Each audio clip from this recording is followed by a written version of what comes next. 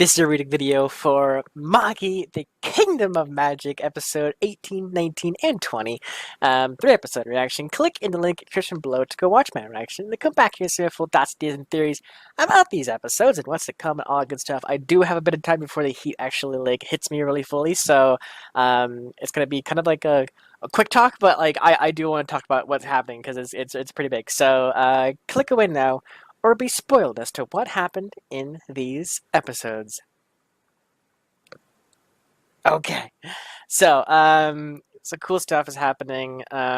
First off, we had the Rem Empire commence the assault on the academy and everything.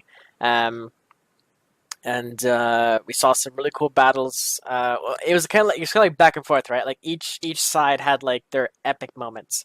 So like first off, Rem Empire just had all their soldiers rush in. They actually got past one of the barriers using the spear technique kind of thing, and it looked like really cool, kind of like they're doing it all in sequence kind of thing.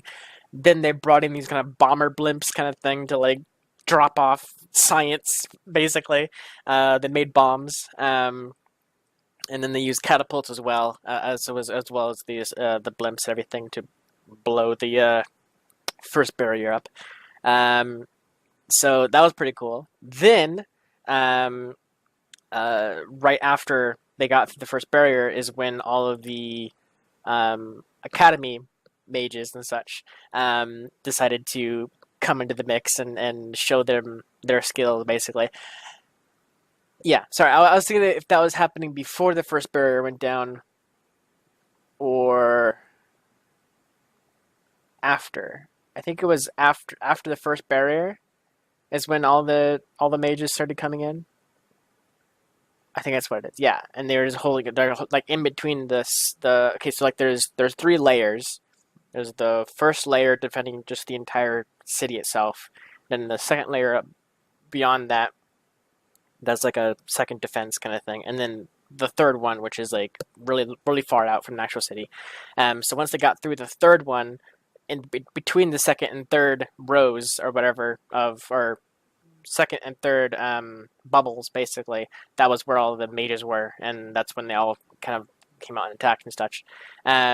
So that was pretty cool, seeing all the teachers what we've seen before, kind of thing, come out and actually defend the city with lightning and earth magic and what else? There was lightning, earth magic, plant magic. That was pretty cool. Okay, that reminds me. Yeah, so the mages did attack before they broke the first barrier, because like the Rem Empire was like stabbing the shields and everything, and it looked like he was on it, like they were gonna push through kind of thing. But then it flipped to the mages winning because the mages all of a sudden started coming out of the woodwork, basically like to fight back the army.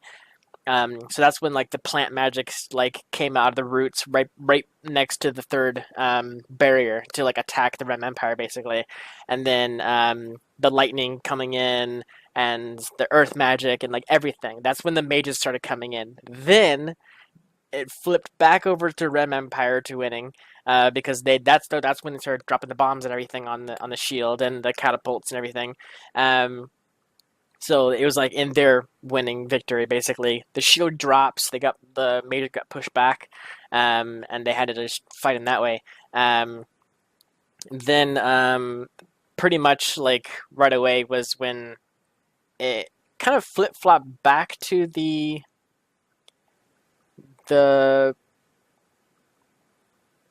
mages winning. I can't remember what for. I remember it just kept going back and forth. Like it's like, oh, the Rem Empire is winning. Oh no, the Academy's winning. Oh no, Rem Empire just kept going back and forth. I can't remember what happened right after they broke the barrier. I think that was when Aladdin was being all fierce and like everything. But I feel like that was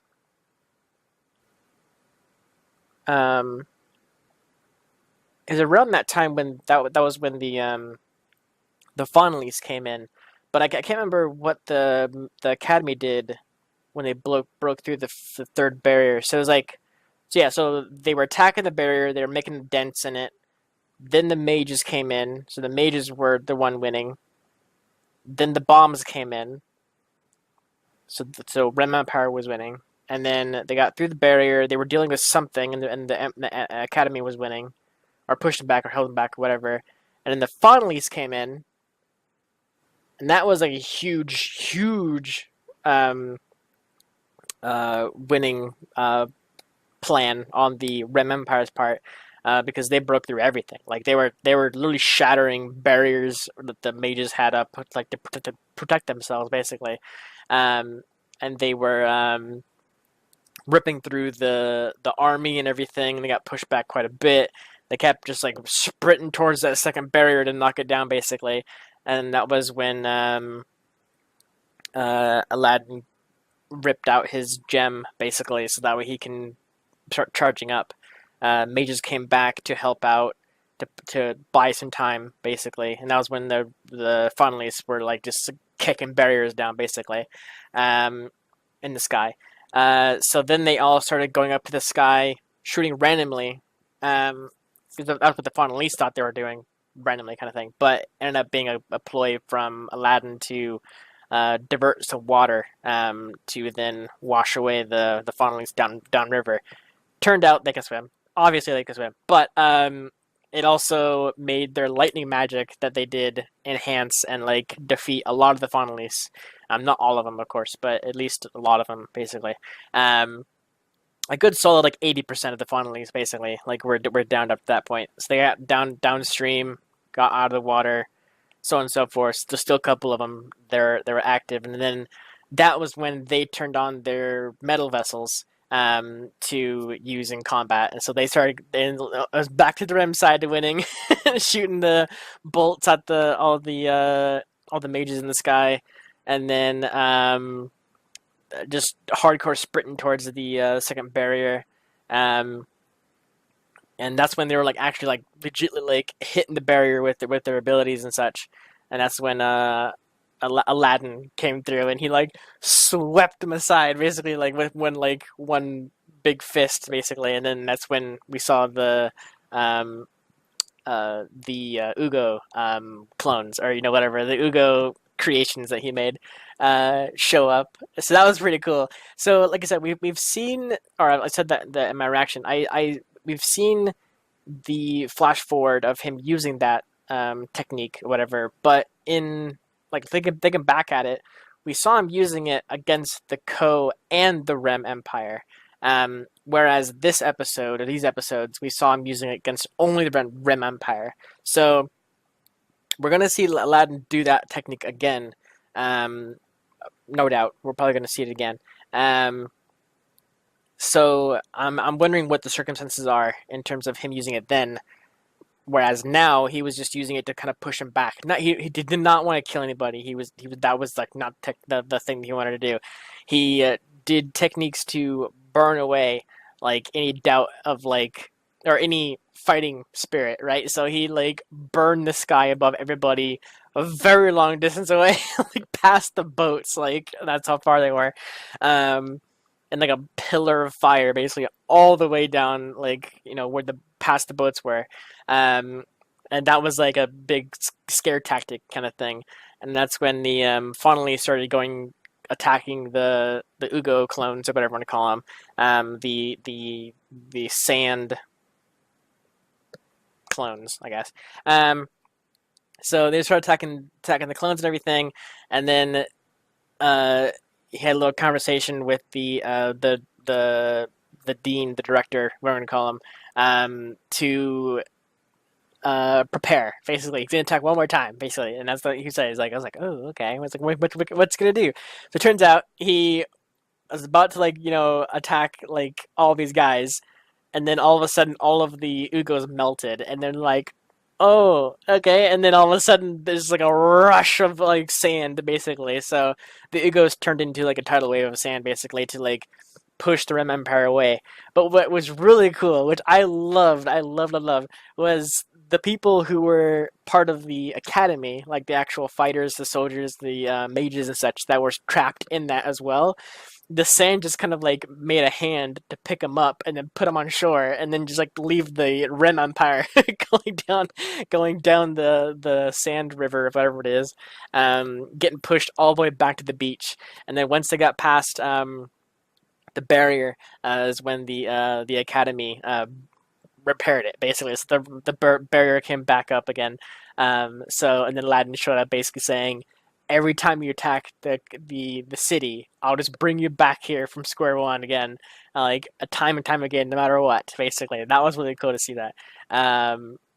So that was when basically the tide was, or the turn of battle was basically in Aladdin's hands, basically at that point. But that's when also it kind of shifted back over to the Rim Empire, because one of their generals or soldiers or whatever like that, I can't remember, I think he's a general. He used uh, his metal vessel, his Jinn metal vessel, um, uh, to attack Aladdin, basically. So he'd full on Jinn equipped it, basically, to go into his farm, pierce the first barrier like instantly, just like without any he pierced it like instantly. And then he started fighting against Aladdin, and it looked like he was gonna do some kind of big like power attack kind of thing to like swoop down and like attack the city from afar, basically. But that's when Alibaba came in and blocked it, kind of thing. It was really cool. So Alibaba's equipped looks a little bit different. I mean, it looked differently. I mean, we haven't seen him in a while, and I guess I forgot if I don't think the red like gloves were part of his equip when he made his sword.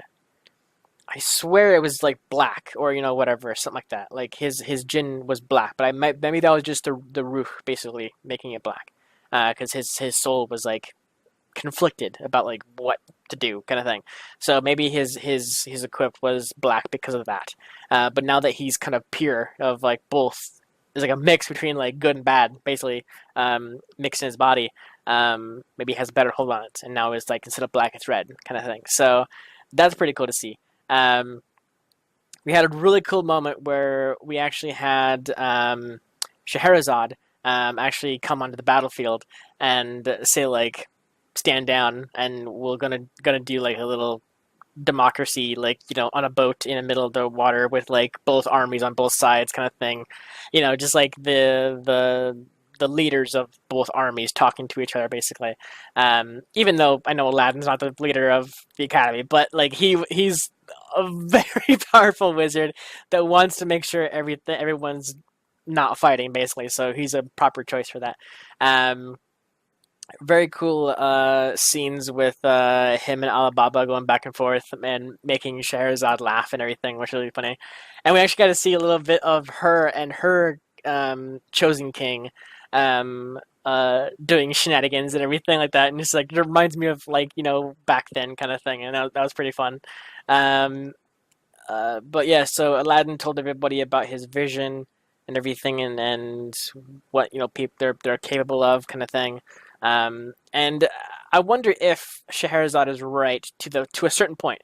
Scheherazade said, there's nothing to back up Aladdin's theories about like what's gonna happen, kind of thing, and that's true.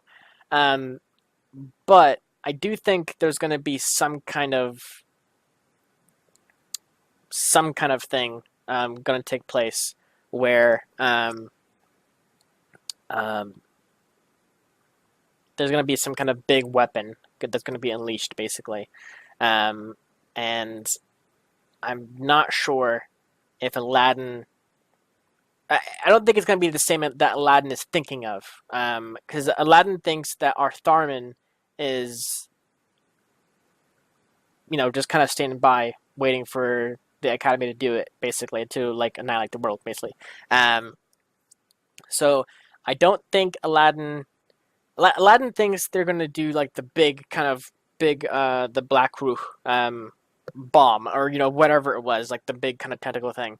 That's what he thinks is going to happen. I don't think it's going to happen that way. I don't think it's that specific weapon that they used there, because that was something that the other world was dealing with in terms of like I guess it was all Thurman there basically to make that weapon kind of thing. So it wouldn't make sense that the Academy knows that exact technique to make that weapon again, right? Like, so it stands to reason they're gonna have something different basically. So that's what I'm thinking is like Aladdin thinks it's gonna be a certain type of weapon kind of thing, but in reality it might be something different, but to do the same outcome basically that Aladdin's trying to stop.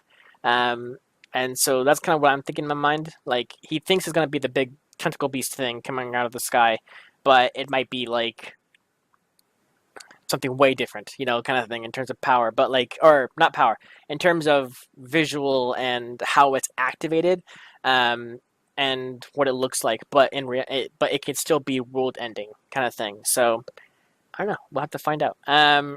So it looks like right now, well, the cliffhanger was that the Co Empire is now attacking, or gearing for war, basically on the other side of the Academy or nearby or whatever. So it's gonna be interesting for sure to see anything. So, because what I'm wondering right now is like, so the Red Empire was basically going to leave.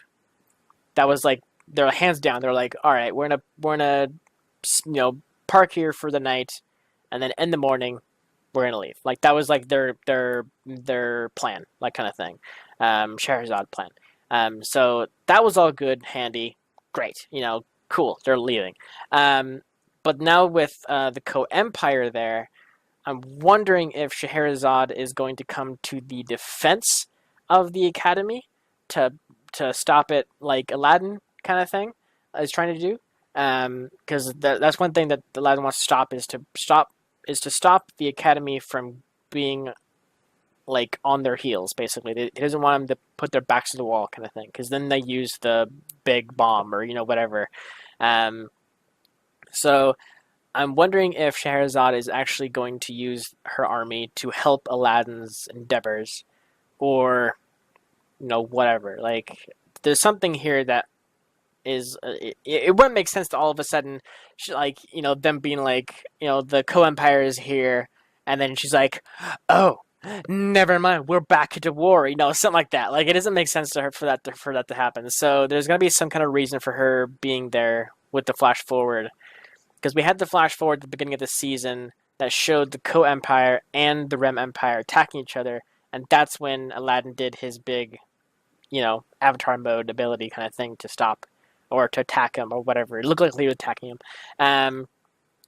So it's gonna be interesting to see what's gonna happen, obviously. And I am wondering if Judar is going to appear with the Rem Empire. Sorry, Co Empire. Sorry, Co Empire. Um, so that's gonna be interesting because the Co Empire does have a lot of Jin equipped people, basically. So because the Rem Empire only had one, right? The Rem Empire only had one vessel, basically metal vessel. So the Co Empire has like so much more. They have like every single sibling has one, I believe. And then beyond that, like the Rem Empire also has like champions that also have metal vessels, so on and so forth. And then they're probably also going to have Altharman mixed in there with dark metal vessels, and so on and so forth. So it's like it's gonna be a lot of freaking deaths here for sure, for sure. Um, so I'm not sure. Obviously, from the three factions, obviously Altharman is back in the Co Empire, and making them powerful, basically. They had their tentacles, in a sense, in the Rem Empire, I think, to a certain degree. I'm not sure about the Red Empire actually, but I know for a fact they talked with, had plans with, sort of deals with, whatever, with the Academy. Because that like the guy in the mask kind of thing that we saw turn into a snake before that like dealt with what was that city called? Balbard, one of those. Where like the dark metal vessel guy that like made like all of the dark rook like showed up basically like that guy. He was dealing stuff with the academy back in the day, but the academy like kind of like shutting them out basically after a while. But they're still experimenting with the black rook and everything. So I don't know. It's gonna be super interesting to see what happens next. I'm super excited to see what happens for sure. These two, or I should say, three factions that are going to war basically with each other is very interesting, and I'm wondering what the dean is planning, like his big thing, because it looks like at the very end he had some kind of plan in motion.